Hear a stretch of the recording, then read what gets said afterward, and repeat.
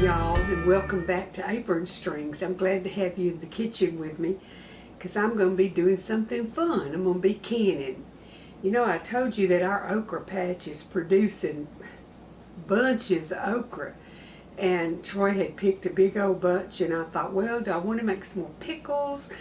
Do I want to blanch it and freeze it? But today I'm going to can some nice little size okra pods with the pressure canner in some pint jars. When I get ready to cook it, all I'll have to do is cook a little bit of bacon and dump it over in the bacon grease and cook it, season it with my salt, pepper, onion, and garlic powder like I always use, and I'll have a side dish for us. So I'm going to go ahead and put up several pints, however many I can put up. I'm getting the recipe out of the ball canning book that I've showed y'all before that I just love. And this one is on page 387 down at the bottom, and it tells you to take the stems off, but don't cut down into the okra pod. Wash it really well, and you're going to blanch your okra for 2 minutes. And once it's blanched, excuse me, allergies in Texas, I'm going to drain it and pack it into hot jars. I have already sterilized my jars and I've got them sitting in a hot oven, a little over 200 degrees, so that I can pack hot okra into hot sterile jars, and then I will fill it with clean boiling water, and then we'll put it in the pressure canner and pressure it. This is a pretty big pot. I don't know exactly how many quarts it is. It's my big Pampered Chef pot. And it's full, as you can see, with okra, and I'm just stirring it around, and it'll start blanching and turning that bright, brilliant emerald green, and then I'll drain it and get it ready to jar up. The website that you can go to is the, just a minute, National Center for Home Food Preservation, okay, or refer to a ball canning book or something that is proven.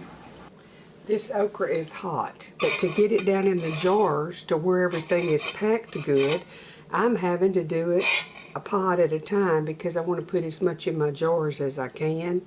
So this is actually jar number 4, and I'm packing them pretty tight in there. And I'm going to pour I've got a half of a teaspoon of salt in each jar, and I will pour the boiling water over them. So I'm going to put my hot water over the okra and debubble it, and I'm going to wipe my rims off. That one's too full. Wipe my rims off with vinegar to make sure that I've got it where they'll seal well. But you do want to debubble a little bit. That one needs just a smidgen more.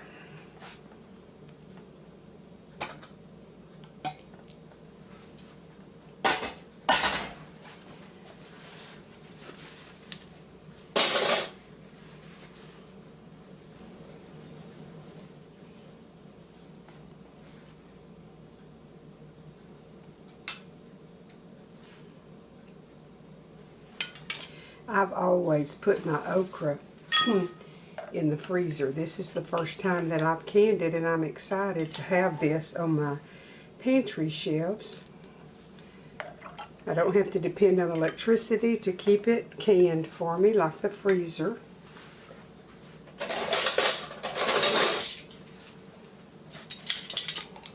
Fingertip tight on my rings. That okra is hot.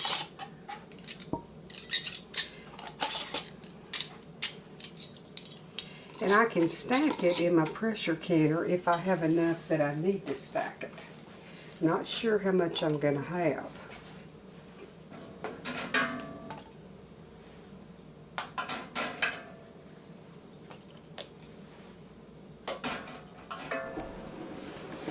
Okay, I've got my last 2 jars filled. I've got to put the hot water on them.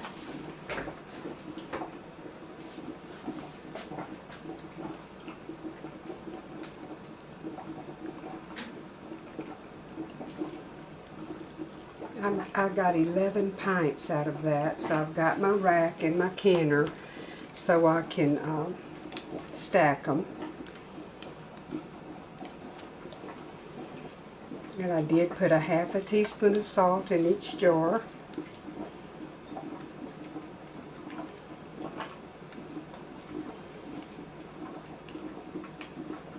And I did pick up a hot jar with my bare hands, and it's very hot. Don't try to do that. Burn the fire out of you. Put me some lavender on it here shortly. Lavender oil will take the burn out of a burn. I gauged it pretty close. I had prepared 12 jars, and so 11 is a pretty good deal. I'm going to get these on the rack. I have 8 on the bottom and 2 on the top, and I'm going to put my lid on it, and it will start to vent. It has to vent the steam for 10 minutes.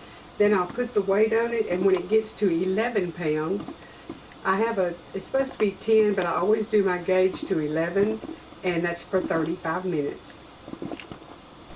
Okay, I've got my lid on, and you can see little bits of steam are starting to come out here. When it has steamed a consistent, constant steam for 10 minutes, then I will put it on, put the weight on and let it build its pressure. And it's for 25 minutes, not 35 minutes for pints. Can you see the steams coming out? I've got my timer set for 10 minutes, and then we'll put the weight on. Okay, I put the weight on. And now this will have to build up to 11 pounds, and then I'll start timing it for 25 minutes. You know, they say a watched pot never boils. Well, it's almost like a watched gauge never rises. I'm a little past 10 pounds, almost to 11, and I'll start my 25 minutes. Okay, it's come down off of pressure, and my little valve has dropped, so I'm going to take my gauge off. I'm going to open it, and you always want to open the lid away from you so you won't get a steam bath.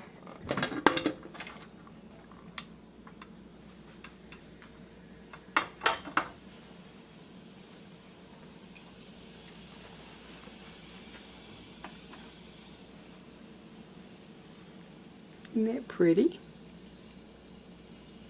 I'm going to get them out, and then I'll show you what they all look like. Okay, there's my nice 11 jars of canned okra. Y'all, I feel so good knowing I've got that okra in jars, and I don't have to worry about if the electricity goes off, if I'm going to be able to keep everything in the freezer, because I have some jarred up. Now, I was informed tonight that okra is a southern thing, and some of my northern friends don't like it. But of course, I've lived in Texas all my life, and okra's been a part of our menu for as long as I can remember. So if you haven't tried it, you might like it. Try it. You can fry it or boil it, or you can fix it with okra and tomatoes. You can put it in your gumbo and soup. There's a lot of different ways to use okra. But it's a taste preference. Some people don't like it and some do, and I'm one of the do's. I love okra. So I hope that this is something you can use. Maybe it's new to you. Maybe you've never tried it. If you don't live where okra grows, because it grows in the hot summer weather, a lot of times in the frozen department at the frozen foods department where the vegetables are, they'll have bags of the frozen okra pods or the slice to put in gumbo, etc. So you might can find some even if it's not very popular in your area, just to try. I hope y'all will come back and watch the videos some more. And if you haven't subscribed, please subscribe to my channel and watch the videos. I need watch time. That sure does help. And tell your friends about it and help the channel to grow. I feel like the good Lord's blessing me. I'm getting 8 to 10 new subscribers every day for the last week or two, and that just makes my heart sing. Y'all come back in a day or two and we'll be doing something else good. And take care of yourself. Get you a little bit of stuff ahead. We don't know what we're facing. We're in different times than we've ever been in my lifetime. And I've lived a pretty few years. So y'all do your diligence. Be wise. Get you a little bit of stuff ahead. Plan your Christmas and Thanksgiving menus, and go ahead and get as many ingredients as you can in case there's nothing on the shelves when it comes time to cook it. I'll see y'all in a day or two.